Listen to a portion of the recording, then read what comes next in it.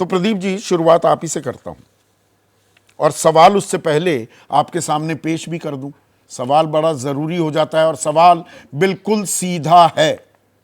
हमारा सवाल अभी आपके स्क्रीन पर आता दिखेगा। सवाल क्या है? छत्तीसगढ़ में फिर एक बार भूपेश सरकार, और 23 और 24 की बात कर रहे हैं तो 23 तय करेगा 24 की राह। अब जो ये आंकड़े हैं छत्तीसगढ़ के बारे में क्या कह रहे हैं, या अभी राजनीति में तो एक रात भी बहुत लंबी हो जाती है, अभी 3 महीने हैं, पर यहां पर कांग्रेस वापसी करती दिखाई दे रही है। नहीं, मुझे कोई शक नहीं लग रहा कि छत्तीसगढ़ में कांग्रेस की वापसी होगी। थोड़ा सा आश्चर्य हो रहा है जो आंकड़े हैं कि बीजेपी इतना क्लोज पहुंच गई है, ये लग नहीं रहा था। पिछले 4-4.5 साल में जो स्थिति छत्तीसगढ़ में भारतीय जनता पार्टी की थी, उससे लग रहा था कि जैसे पार्टी हाईकमान ने और राज्य ने दोनों ने छोड़ दिया, ये मान लिया है कि ये हमारा प्रारब्ध है कि हम फिर से हारने वाले हैं, सत्ता में नहीं आने वाले, और कांग्रेस पार्टी फिर से सत्ता में आ रही है। जो बीमारी कांग्रेस में हुआ करती थी बीजेपी में घर कर गई है बहुत बुरी तरह से। जो फैक्शनलिज्म है, जो गुटबाजी है, वो तो है ही, लेकिन हाई कमान उसको कंट्रोल नहीं कर पा रहा है, उस पर नियंत्रण नहीं हो पा रहा है, उस पर कोई फैसला नहीं हो पा रहा है। ये और बड़ी बात है। रमन सिंह जो है वो कंबल बन गए हैं जिनको बीजेपी छोड़ना चाहती है और वो छोड़ नहीं रहे बीजेपी को।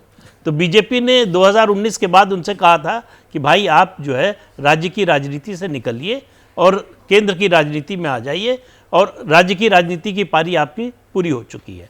लेकिन उन्होंने इसको माना नहीं। उपाध्यक्ष, राष्ट्रीय उपाध्यक्ष बनाए गए, कभी मुझे याद नहीं कि कितनी बार वो दिल्ली आए, अपने दफ्तर में बैठे और लोगों से मिले जुले।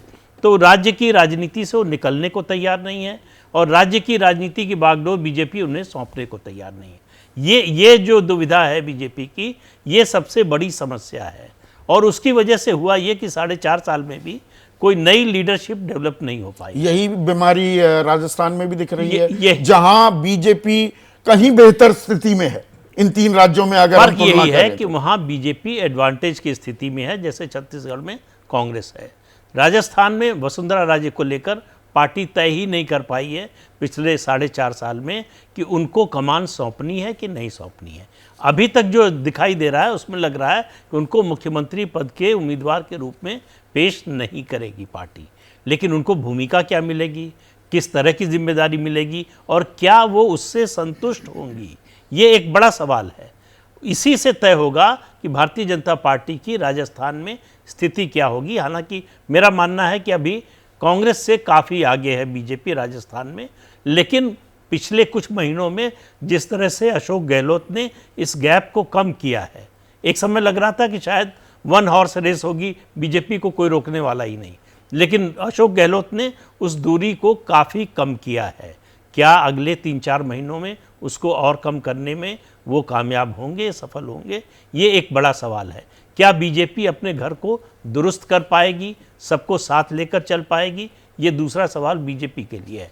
तो इन दोनों सवालों के जवाब से नतीजा निकलेगा। जो 23 से 24 की राह आपने पूछी, मुझे नहीं लगता कि इन नतीजों का असर लोकसभा चुनाव पर पड़ेगा। जैसे ही घड़ी का काटा दोपहर 2:30 पे आए, बबीता जी का दिल सास बहू साजिश के लिए मचल जाए। और ये है इनकी बहू, पूरे दिन ऑफिस की टेंशन हो जाए गॉन जब ये करें अपना फेवरेट शो फ्री टाइम पे ऑन। इनकी तरह आप भी देखें अपना फेवरेट शो अपने टाइम पर और डाउनलोड कीजिए एबीपी लाइव ऐप अपने स्मार्ट टीवी पर।